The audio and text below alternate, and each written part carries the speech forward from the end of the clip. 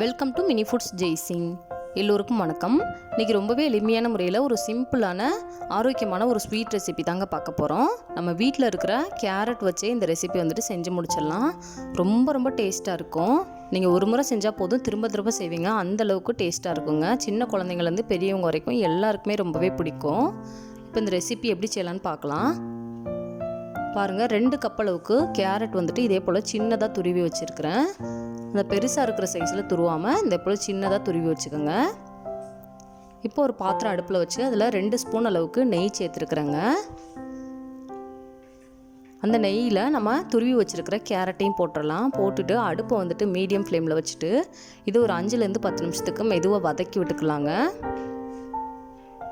அந்த கேரட்டில் இருக்கிற அந்த நீர்த்தன்மையெல்லாம் நல்லா வற்றி வரணும்.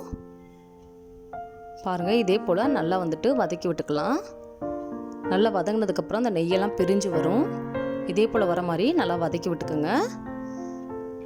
பாருங்கள், நல்லா சுருண்டு வந்துடுச்சு. இப்போ இந்த அளவுக்கு பதம் வந்ததுக்கப்புறமா இதில் 1/2 கப் அளவுக்கு காய்ச்சி ஆற வச்ச பால் வந்துட்டு சேர்த்துக்கிறேங்க.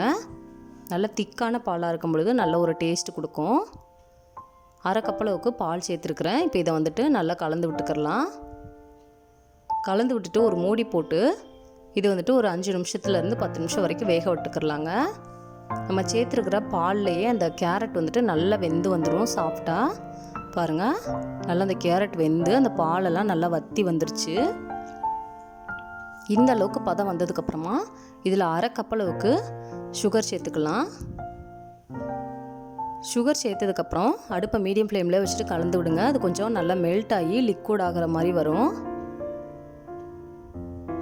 பாருங்கள், இந்த சுகர்லாம் நல்லா கரைஞ்சி இதே போல் தண்ணி பதத்துக்கு வந்துடும். இந்த அளவுக்கு பதம் வந்ததுக்கப்புறமா இது கூட ஒரு 1/2 கப் அளவுக்கு மில்க் பவுடர் வந்துட்டு சேர்த்துக்கிற போகிறேன். மில்க் பவுடர் சேர்த்த உடனே அடுப்பை வந்துட்டு சிம்மில் வச்சுக்கோங்க. சிம்மில் வச்சுட்டு இதே போல் கைவிடாமல் நல்லா கலந்து விடுங்க. அப்போ தான் வந்துட்டு கட்டிகள் விழாமல் இந்த மில்க் பவுடர் வந்துட்டு நல்லா அந்த கேரட் கூட சேர்ந்து நல்லா மசிஞ்சு வரும். பாருங்கள், இதே போலையே ஒரு 5 நிமிஷத்துக்கு கலந்து விடுங்க. நல்லா வந்துட்டு இது திரண்டு வர ஆரம்பிக்கும்.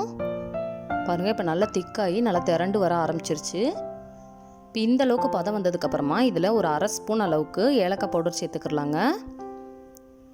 இல்லை கேரட்டு அந்த பால் மில்க் பவுடர்லாம் சேர்த்து செய்கிறதுனால டேஸ்ட்டும் ரொம்பவே சூப்பராக இருக்கும். இதோட வாசனையும் ரொம்பவே நல்லா இருக்குங்க. பாருங்கள், இப்போ ரெடி ஆகிடுச்சு. இப்போ இது ஒரு பாத்திரத்துக்கு மாற்றிடலாம். மாற்றிட்டு இதே போல் சமப்படுத்தி விட்டுக்கோங்க.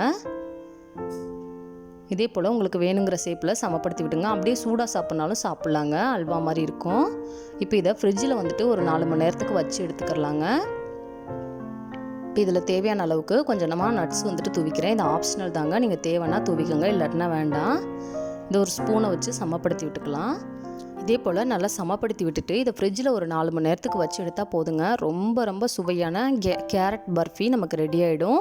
இந்த வீடியோ உங்களுக்கு பிடிச்சிச்சுன்னா லைக் பண்ணுங்கள், கமெண்ட் பண்ணுங்கள், உங்கள் ஃப்ரெண்ட்ஸ் அண்ட் ஃபேமிலிஸ்க்கும் ஷேர் பண்ணுங்கள். இதே போல் சிம்பிளான ரெசிபிஸ் வீடியோ தொடர்ந்து பார்க்குறதுக்கு மறக்காமல் mini foods Jaisingh channel subscribe பண்ணுங்கள்.